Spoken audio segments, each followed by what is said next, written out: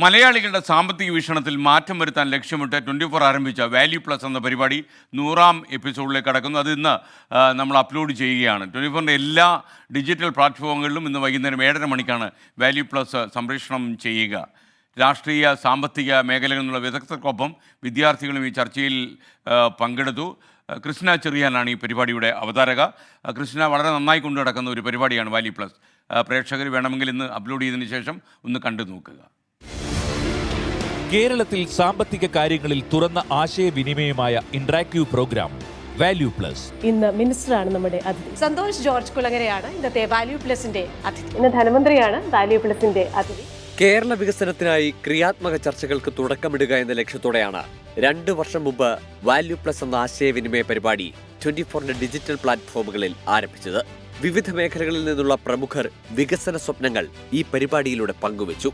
രാഷ്ട്രീയ, സാമൂഹ്യ, വ്യവസായ മേഖലകളിൽ നിന്നുള്ള പ്രമുഖരെ പങ്കെടുപ്പിച്ചുള്ള പാനൽ ചർച്ചയുടെ രൂപത്തിലാണ് വാല്യൂ പ്ലസിന്റെ 100ാം പതിപ്പ് പ്രേക്ഷകരിലേക്ക് എത്തുന്നത്.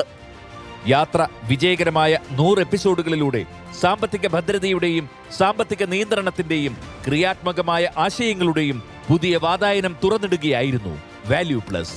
വാല്യൂ പ്ലസിലൂടെ കൈമാറിയ അനുഭവങ്ങളിൽ നിന്നും അറിവിൽ നിന്നും പുതിയൊരു ജീവിതരേഖയിലൂടെ നമ്മുടെ സമൂഹം മുന്നേറുമെന്നതിൽ യാതൊരു സംശയവുമില്ല. വാല്യൂ പ്ലസിന്റെ 100ാം പതിപ്പ് വികസിത കേരളത്തിനായുള്ള ആശയ സംവാദ വേദിയായി. കൂടുതൽ ബിസിനസ് ലഭിക്കണം എന്നുള്ളതല്ല, വൈവിധ്യമാർന്ന തരത്തിലുള്ള ഒരു ബിസിനസ്സുകാരനായ സക്സസ് ആയി അല്ലെങ്കിൽ ഒരു കളക്ടറായ സക്സസ് ആയി ആ ഡെഫിനിഷൻ തന്നെ തുടക്കത്തിൽ മാറ്റിക്കളയണമെന്ന് ഞാൻ പറഞ്ഞു. വിഴിഞ്ഞം രാജ്യാന്തര തുറമുഖ MD doctor Divya S Iyer, മുൻ നിയമസഭാ സാമാജികൻ KS Sabarinathan, fresh to home സഹസ്ഥാപകനും COOയുമായ Mathew Joseph, Jain deemed to be university new initiatives director doctor Tom Joseph, ഫിൻഫ്ലുവൻസറും നിക്ഷേപകനുമായ ഷെരീഖ് ഷംസുദ്ദീൻ എന്നിവർ പങ്കെടുത്ത ചർച്ചയിൽ വിദ്യാർത്ഥികളും പങ്കാളികളായി.